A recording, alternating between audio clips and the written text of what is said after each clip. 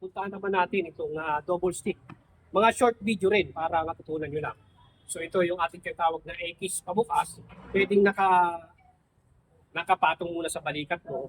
Strike ka diagonal, diagonal ng kaliwa, reverse at reverse.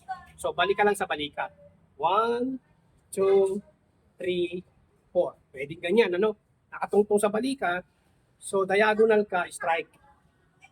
Yan yung ating X pabukas. 1, 2, 3, 4. Ang target mo, ulo, ulo, ulo, ulo.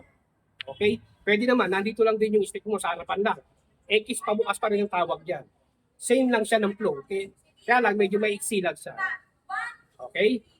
1, 2, 3, 4. 1, 2, 3, 4. Ganyan lang. Hanggang sa bumilis ka lang ng bumilis. Yan. Yan yung ating X pabukas. Pwede ka mag-umpisa sa taas, nasa balikat, malalaki siya. No? Maluwag yung palo mo.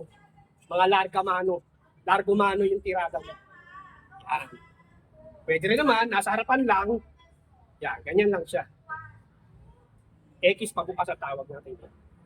Okay? Maraming salamat po.